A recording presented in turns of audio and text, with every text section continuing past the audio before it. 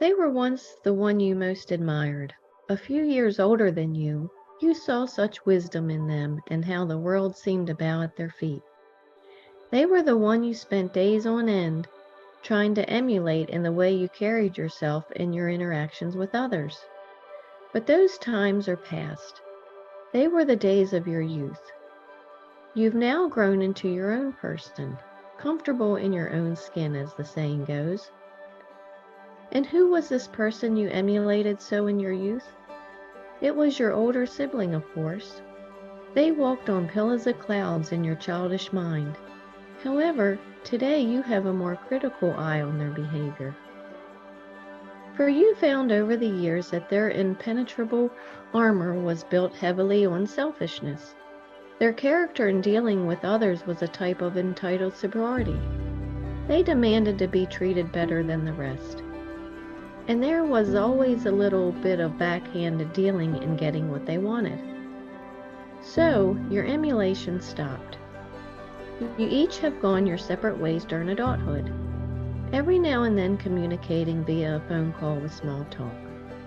That is, until your current chat, and they begin gloating over a new Jeep Gladiator Mom and Dad purchased for them. They say it was for them to have a decent vehicle while pursuing a newly planned college degree for higher education. They're 40 years old, you think to yourself. What are they talking about? Your mind begins to go wild. No wonder Mom and Dad backed out so quickly last month of that upcoming Hawaiian trip the three of us had planning for 2 years. And a new, overly priced toy? What's wrong with a decent used Toyota like I'm driving? You're fuming now, and although holding your cool on the call, after hanging up you slam the phone down on the carriage 3 times in anger. Thank goodness it was your employer's phone and not your cell phone receiving the brunt of this call.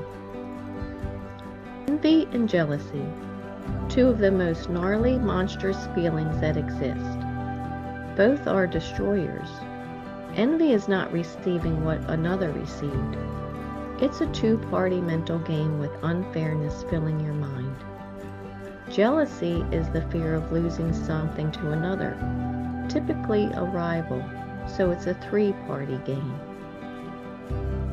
From your training with the Stoicists, you have a deep understanding of these 2 little monsters. And as your luck would have it, you figure you've got a double whammy here. Both of these monsters attacking your mind simultaneously. No new vehicle for you, and a lost trip because the money went to your sibling rival.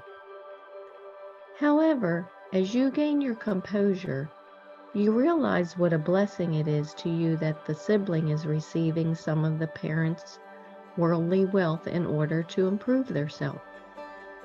For you remember Apostle Paul's words in 1 Timothy 5:8, telling you of the duty you have to your inner circle, your family, your relatives. And by your brother receiving the help now to improve himself, your duty to assist once your parents have passed will likely be minimal.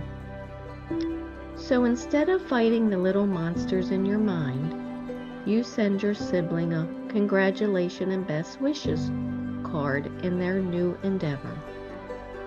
And being a little cheeky, you mention in the card how wonderful it is to know they'll have the means to help you in retirement if you fall on hard times, because you're calling first dibs on receiving this help. Now, using my Stoic storytelling meditation method, I just found out that my parents are giving my sibling money. Should this concern me? Don't set your mind on things you don't possess, but count the blessings you actually possess, and think how much you would desire them if they weren't already yours. Marcus Aurelius. Anyone who does not provide for their relatives, and especially for their own household, has denied the faith and is worse than an unbeliever. Apostle Paul. I will be happy for my sibling. I realize their ability to provide for themselves will alleviate the burden on me of caring for them as they age. The character trait I improved was my mental ability to recast thunder's clouds into glowing sunlight. Thank you for sharing your mind with me. For your continued success, hear my secret. As thunder clouds grow on the horizon, keep sunshine in your heart so your mind will not be wizened. Now relax, control your mind, and be as you wish to seem, empowered. Remember, it's the situation keeping my connection with Him. I'm Lori Stith, the Stoicist, and I believe in you. If you like what you mentally now see, join my website to learn and think like me at stoicmatchmaker.com.